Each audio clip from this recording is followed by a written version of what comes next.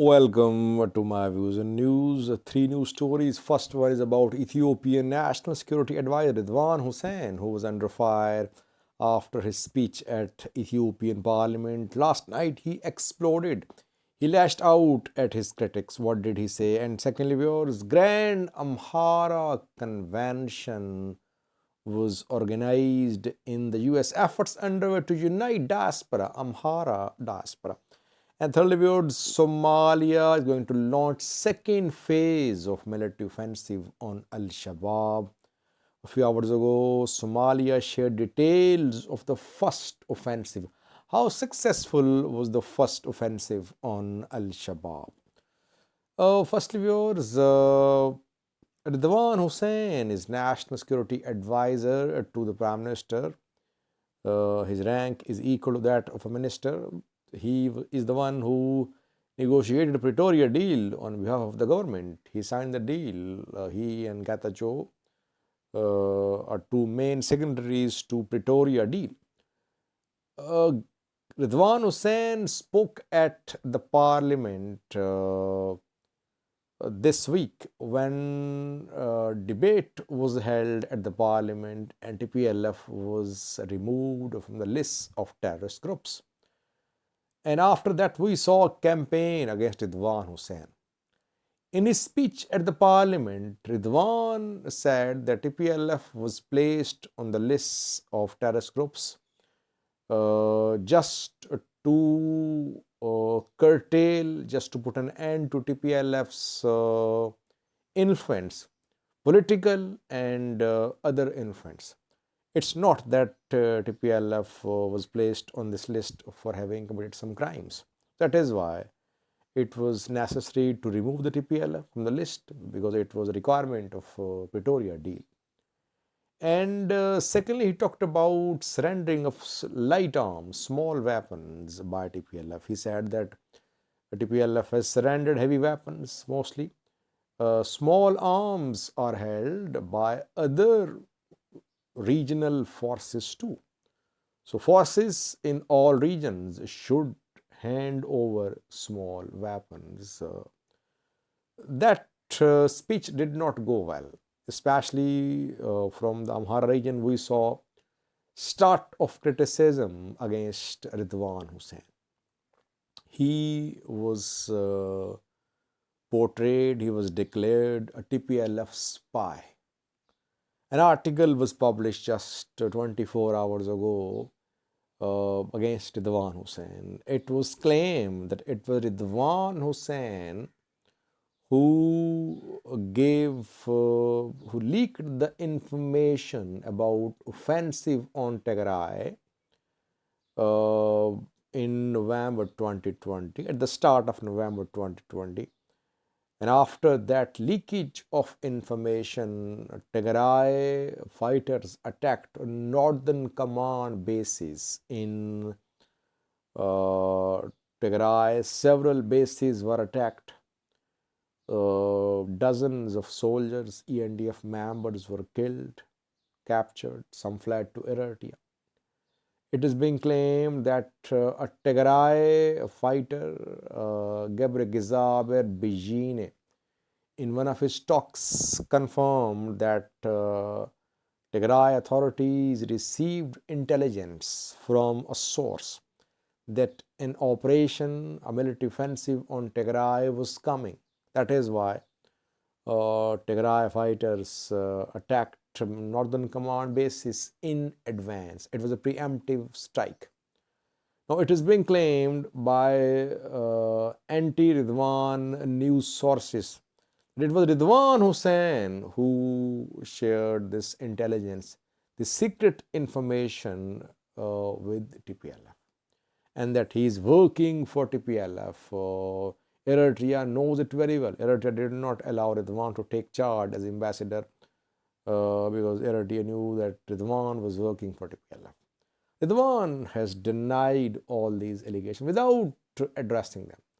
Ridwan, in his tweet last night, said that he only spoke facts, brute facts at the parliament.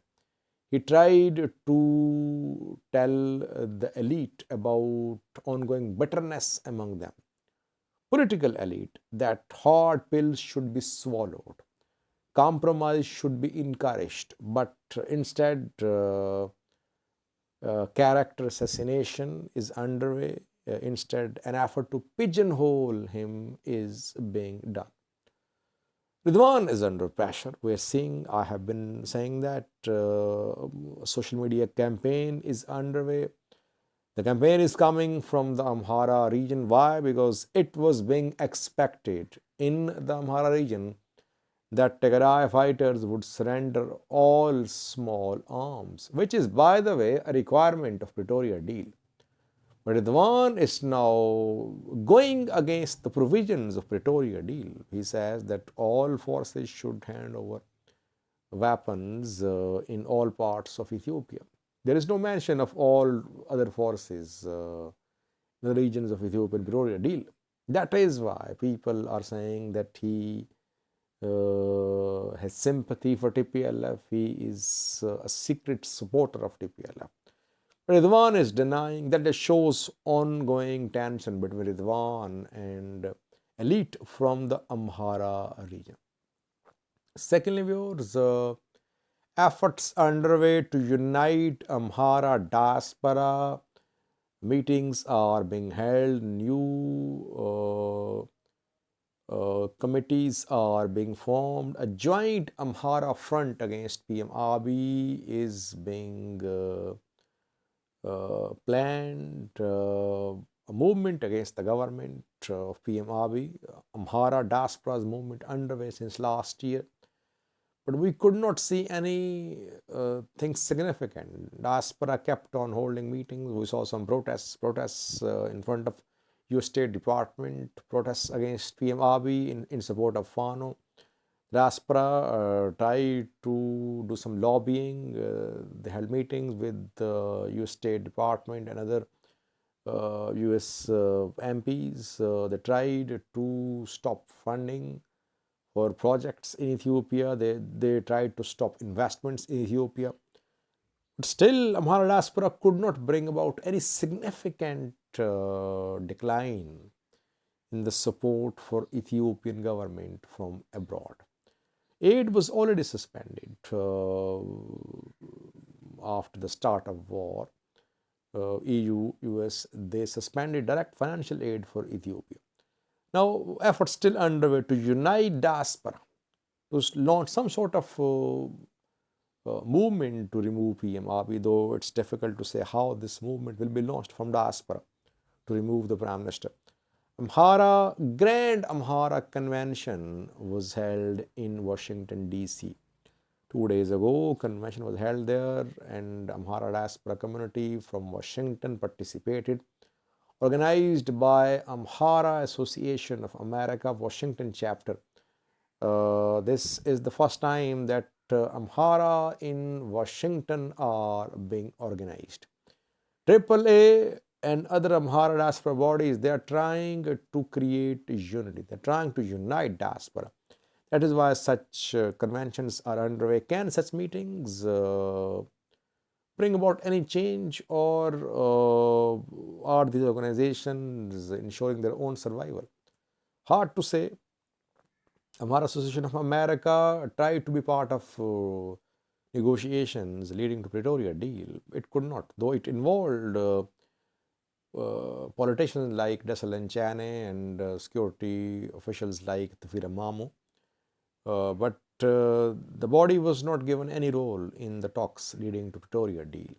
It has no role in the implementation as well, though it tried its best to send a message from diaspora, from Amhara region to the government, but it did not work. Last year, Somalia going to start second round of military offensive on Al-Shabaab. Last night, Somalia's information ministry released a statement confirming the coming start of the second round of military offensive on Al-Shabaab. The government says it is inching closer to the start of second military offensive on Al-Shabaab. In the first offensive, government claims it cleared 70 towns and cities of Al-Shabaab. Al-Shabaab was pushed out of these 70 cities and towns. Details of the names were shared by the government. 3,000 Al-Shabaab members have been killed in the last 6 months. More than 3,000 have been injured in this military offensive. Now, government is planning to launch a military offensive security operation in Mogadishu, the capital, which has been a target of Al-Shabaab's several attacks in the past 1 year or so, and before that as well. Let's see how this second operation against Al-Shabaab goes, because military offensive against Al-Shabaab cannot be a one-time program. Al-Shabaab needs to be kept under sustained pressure through these operations. That is the only way to curtail Al-Shabaab's rising power in Somalia. So far, Hassan Sheikh's government is adamant in its approach regarding continued security operations against Al-Shabaab. And yes, some change is being seen, that dozens of towns have been freed from Al-Shabaab control. But still, a lot needs to be done. Can Somalia's government, in alliance with the regional and international players, sustain its action on Al-Shabaab? That we'll see in coming days. So far, government is announcing that it is committed to the start of a second major offensive on Al-Shabaab, going to start in coming days reportedly. Thank you for watching.